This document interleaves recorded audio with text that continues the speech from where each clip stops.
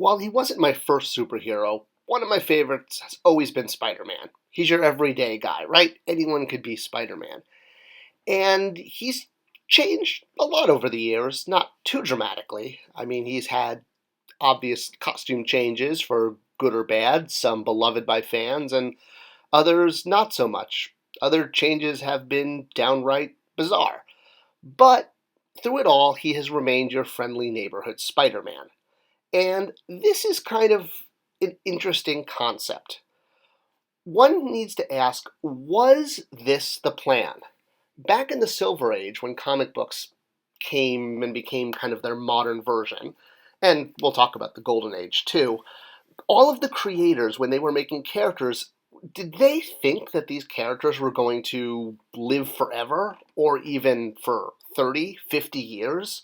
That they were going to have adventures over and over and over again? And again, going back to the Golden Age, same question. When Superman was created, did the creators think that he was going to become not only a cultural icon, but have a never-ending battle? Batman's been fighting the Joker for, 80 years now? I mean, obviously there's new fights and there's new situations and new takes on their battle, but the core premise of Batman versus the Joker has been happening for close to 100 years. And it feels like that's enough to drive someone mad. Is Batman ever going to defeat the Joker? Todd McFarlane did an interesting take on this with Billy Kincaid, a serial killer, where Spawn winds up killing him at the end of the issue.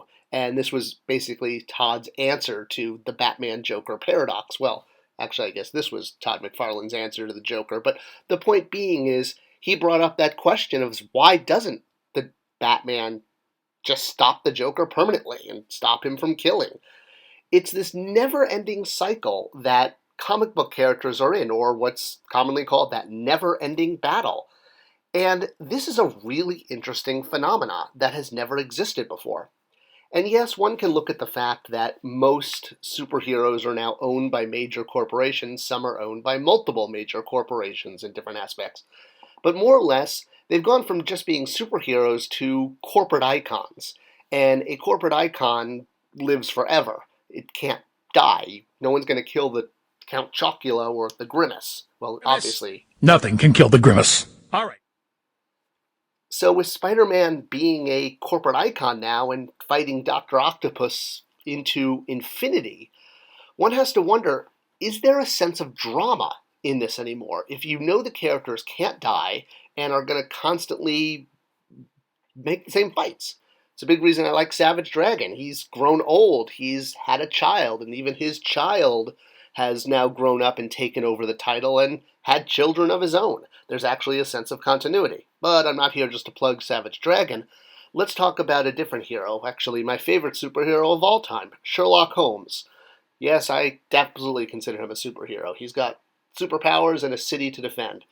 And there's been a lot of interpretations of Sherlock Holmes over the years, some better than others, some taking it in different directions, but they're all basically using the premise. But the canon, the 56 short stories and 4 novels, are always going to be considered the core.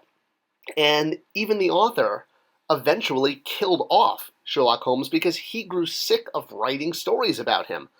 And this was captured in a great cartoon called The Thrill That Comes Once in a Lifetime. Can you imagine sitting there 100 years ago reading about the death of Sherlock Holmes?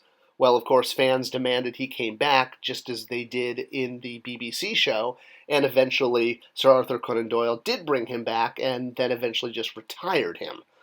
But the original stories, those 56 short stories and 4 novels, those are considered the canon. And anything outside of that is sort of, legends, if you will, to borrow from Star Wars. So one has to wonder, can you have too much of a good thing? Speaking of Star Wars, we're now on the precipice of unlimited Star Wars movies. When I was a kid, I had 3 Star Wars movies to choose from. Well, more if you count Caravan of Courage, but no one counts that. It's a brave new world. And we're in a time when the superheroes that have been created not only are owned by corporations, but they are in this endless loop. They're constantly going to be having the same battles.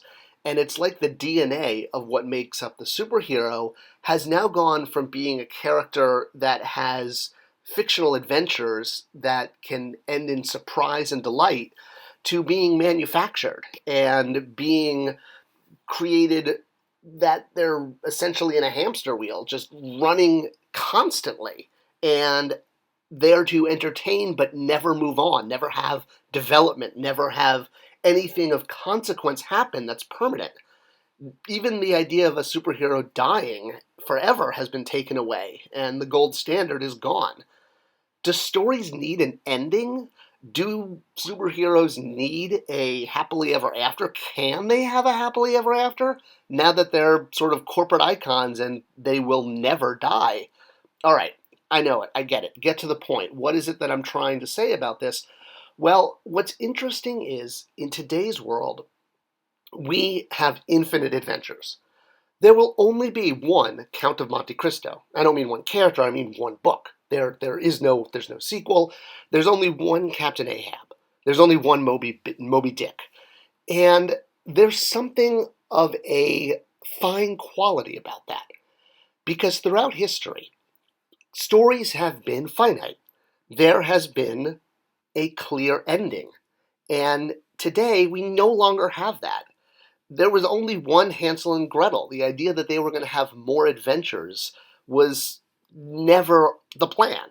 So Batman's going to fight the Joker forever. And one has to ask, is that not only whether that's a good thing, but in terms of literature, how does that affect society? We are living in weird times where our characters are no longer confined to one story or even one set of stories. They will go on forever and ever and ever. And that is a very interesting concept to look at from a literary standpoint, is the unlimited adventures of characters. We've never had that in the history of novels and storytelling. And it remains to be seen whether or not this is a good thing. It could be, but it's very different, and we're living in a very interesting time. I hope you enjoyed this video and some thoughts on how superheroes and continuity and adventures play into our society. If you like this video, do share it. Let me know your thoughts in the comments below, and I welcome any shares of this video. It tells YouTube to share it with more people. Thanks for watching.